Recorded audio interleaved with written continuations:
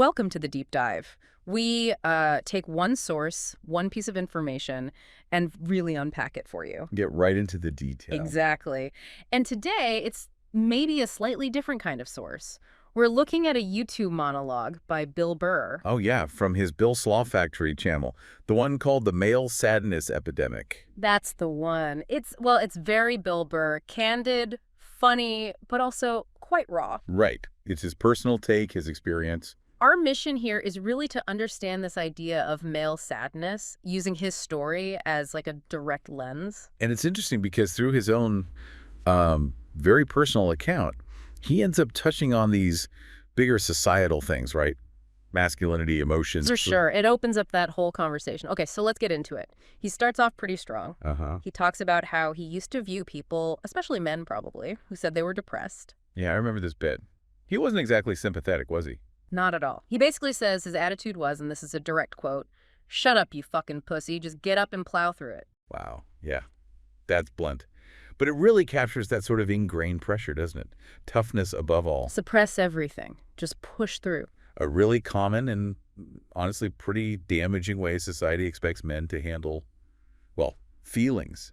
But then there's this pivot. He starts talking about his own unexpected experience. He calls it regular depression. Not clinical, necessarily, in his view, but real. Yeah, something stemming from unresolved stuff, things he hadn't dealt with from his past. And he describes it physically, too, which is key. Right. He mentions literally not being able to get off the ground sometimes, and this complete lack of empathy, just feeling nothing for others. That physical weight, the inertia, Yeah. It's such a common description. And Yeah. the empathy thing, it shows how isolating it can be. Everything turns inward. He also talks about how he tried to cope, and I think, this part's probably relatable for a lot of people. Avoidance. Total avoidance. Distractions, he mentions, like doom scrolling Instagram, getting completely lost in watching skillet restoration videos, or power washing, these oddly satisfying but ultimately distracting things. Anything to not face the fucked up shit, as he puts it. Classic coping, or rather not coping. He uses this metaphor, like the unresolved issues are constantly tapping him on the shoulder, or like a fog creeping in. Those distractions are just temporary fixes. Pushing it down, but it's still there. But then he hits a point where he knows he's got time off coming up, like 6 weeks. A window. And he makes this conscious decision. He says he decided to just sit in this shit. Brave move. Instead of running, just feel it. See what happens if he stops distracting himself? That feels like a really big step. Absolutely. Confronting it head on. That often has to happen before any real processing can start. So he does it, and he says it took about 3 days for his wife to really, notice something was off. Okay. He paints this picture, it's kind of funny but also sad, of him just sitting in a corner, wrapped in an Afghan, not shaving, just staring at the TV. He joked he looked like some, retired shoe salesman who missed out on his gold watch. Huh. Yeah, the humor helps, I think. Yeah. Makes it less daunting to talk about. But still, you feel the isolation there. Definitely. And his wife just asks him, is everything all right? And that question becomes the trigger. Yeah, because then comes this moment he builds up to. After 20 years together, he finally says it out loud. What does he say? "I'm sad." Just flat out. "I'm sad." Wow.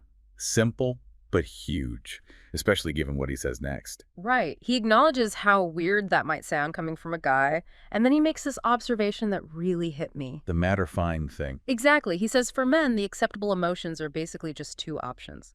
Mad or fine, nothing in between. And that binary is just so limiting. It boxes men in, stops them maybe even recognizing other feelings in themselves, let alone expressing them. And he explains why, or at least his theory. Feeling anything else down, maybe sentimental, vulnerable, gets lumped in as being gay. The homophobia woven into toxic masculinity.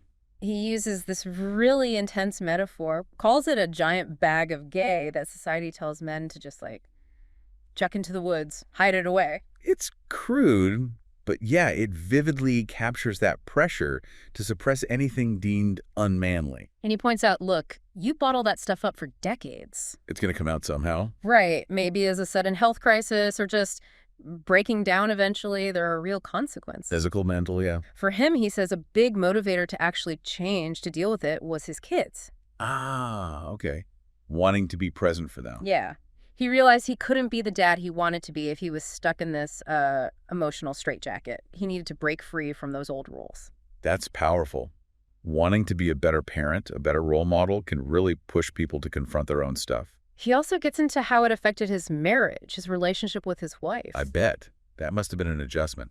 Well, her first reaction when he finally said, "I'm sad," was apparently concern, but also questioning. Yeah. Like, is it me? Did I do something? Exactly. Which, highlights how tough it is when communication about feelings has been, well, absent. You look for external causes. It points to that lack of maybe emotional vocabulary or practice within the relationship up to that point. Then he talks about his wife's reaction later, almost with a bit of, envy. Envy. How so? He jokes about how she could kind of disengage from his processing. Like she'd say, "Oh, that's between you and Manny as a therapist. All right, take it easy. Good luck with that shit. I'm going to go watch some hockey." Huh.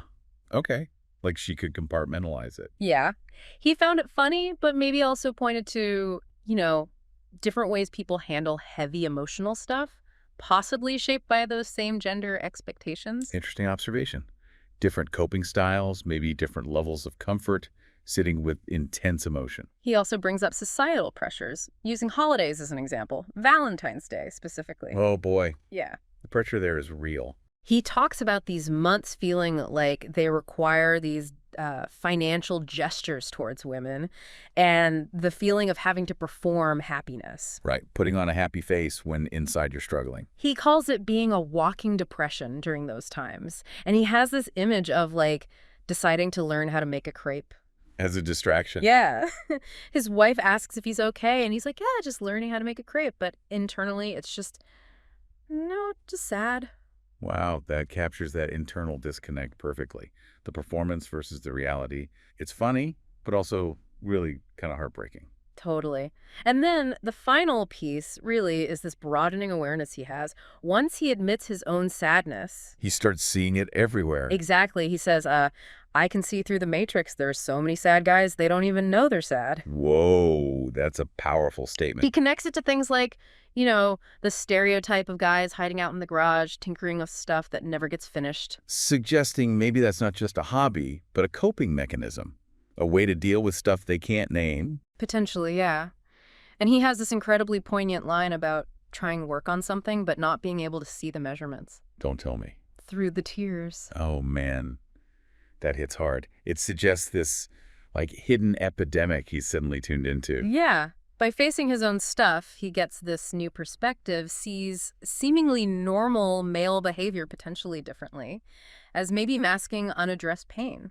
It makes you wonder. So yeah, putting it all together, Burr's monologue is this really compelling journey from total dismissal, like the plow through it phase, to experiencing it himself, the physical and emotional weight of it, the avoidance, distractions, yeah, and realizing the societal box men are put in mad or fine, hide to rest, and finally seeing that maybe lots of guys are struggling silently. It really illustrates how those traditional ideas of masculinity can be so limiting, so harmful sometimes. And it hints at what could be possible with more openness. Which kind of leads us right to the final thought for you, the listener. Thinking about Bill Burr's story, his whole arc, how could things change if there was more emotional openness, more acceptance, not just for individuals, but for, their relationships, their overall well-being? Yeah, what happens if we loosen those constraints of traditional masculinity he talks about? The ones that make it hard to even admit you're sad, let alone deal with it. What possibilities open up then? Definitely something to chew on. For sure. Thanks for taking this deep dive with us today.